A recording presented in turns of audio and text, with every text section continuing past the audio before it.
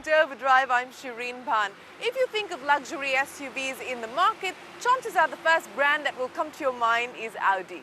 It's enjoyed great success in the Indian market, especially with the Q7, which has become quite the hit with Bollywood. At the entry level, it's put out the Q3, which has also enjoyed success. And in the mid-level, it's got the Q5. And now Audi's decided to launch an updated, refreshed version made for 2013 of the Q5. Bert checks it out for you and tells you what it's about.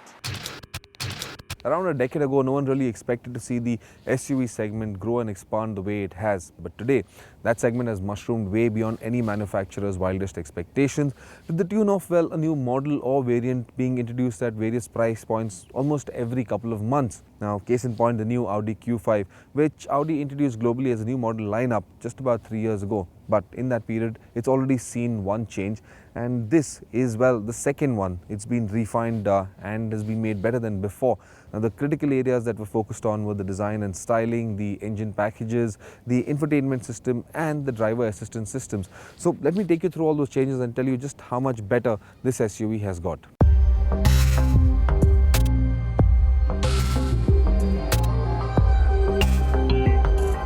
Let me take you through the design changes very quickly. There's this new grille with the chamfered edges and the vertical chrome slats. Makes it look a lot more striking than before. There's the new bumper, and as you can see, these large air dams on either side, and this incorporates the new fog lamps. There's also the air inlets on the lower end over here. But the most striking change, of course, are these new headlamps, which you've recently seen on the A4. They've got the continuously running strip of LEDs in them. Looks very striking after dark. I can't show you that, unfortunately, in the daytime. But put together, all of these do make the new Q5 look a lot more striking. Visually, it's a lot more appealing than before. The interiors are the same as before, and you will not notice the changes save for the new MMI display, which has a new interface. And that's it with the interiors, because unless you know how to identify the skin of one cow from another, you won't know much about the leather this cabin is wrapped in, except that it feels luxurious.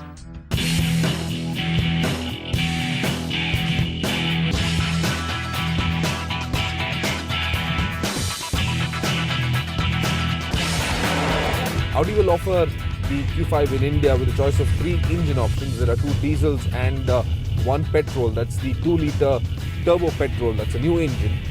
Now, the 7-speed transmission, the 7-speed S-tronic comes standard on the diesels, but the petrol, well, that gets the 8-speed S-tronic transmission, automatic transmission with the paddle shifters on the steering wheel. And that's the transmission I would have loved to see on this 3-litre turbo diesel, because this diesel, well, is just so quick, it's just so agile and dynamic. It would have greatly enhanced the driving pleasure that this diesel has to offer. The most important and relevant change has been to the engine. It's been retuned to get out 15% more efficiency than before, as well as have a lesser or smaller carbon footprint. But this 3-litre TDI that we are driving feels a lot more refined, feels a lot quicker in terms of responses, but power now hasn't increased by much. Just a 5 PS increase over the older engine, though torque has significantly improved to get about 80 Nm more. And that improves drivability significantly in the city or on the highway. This new Q5 is definitely a pleasure to drive.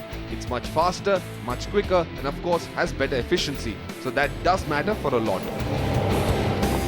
But what matters even more is just where does the Audi stand in comparison to its biggest rival, the BMW X3. History has shown us that the Q5 sold in larger numbers than the X3 in India, but BMW has revised this SUV comprehensively. We did a story about it on the show some time ago, and we've said that it's a much better vehicle than its predecessor. The X3 and the Q5 both have a 3-litre 6-cylinder engine, but the X3 has a straight 6, the Q5 has a 90-degree V6. Now, power and torque ratings for both these SUVs also differ. The X3 is a bit more powerful with 258 PS of max power. That's just a bit more than what the Q5 offers at about 245 PS. But the Q5 is much more torquier than the X3. Its 580 Nm of max torque is 20 more than what the X3 has to offer. It also gives out that max torque at a much lower RPM, and that gives it better drivability. But in sheer performance and efficiency terms, the X3 is better than the Q5, both in terms of performance, it's quicker, and in efficiency, it'll give you a slightly higher range than what the Q5 is able to do. The X3's ride quality has come a long way from the previous generation SUV. It used to be pretty hard and harsh, but BMW have sorted that out and it's a lot softer than before. Yet, it's nowhere in comparison to what the Q5 is able to provide you with. The Q5 just feels a lot more comfortable, a lot more luxurious when you're driving it. In the X3, you can feel a bit of body roll, but the Q5, it feels a lot more stable and planted.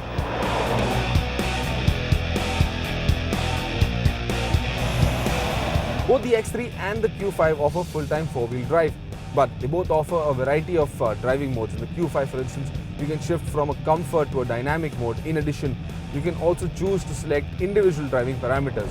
So you can choose to put the engine in dynamic mode, which will shorten the shift points and make it feel a lot more quicker, a lot more dynamic, a lot more aggressive.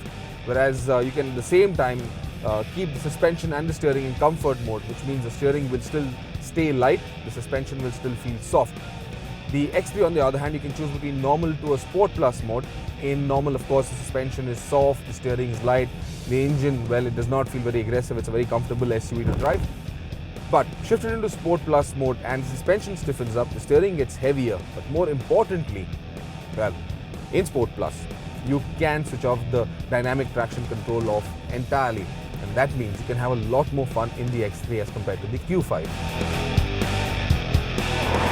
The refinements done to the new Audi Q5 definitely take it a step up its evolutionary ladder. Those changes will be very well appreciated. But in the face of competition, which is BMW's X3, it does have a few shortcomings.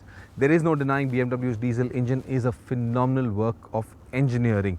It is more fuel efficient and offers better performance than the Audi. And then there's the X3's cabin as well, which feels a lot more spacious than what you get in the Q5. But what Audi represents, what Audi stands for in India is luxury and opulence. And in that respect, the Q5 holds all the aces over the X3.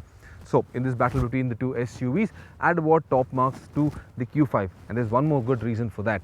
And that's the BMW X3 comes with run flat tires. And those tires, well, they're pretty much risky business off-road. So the Audi, well, it covers it all. It's fantastic on-road. And if you want to go off-road, well, it will do that too.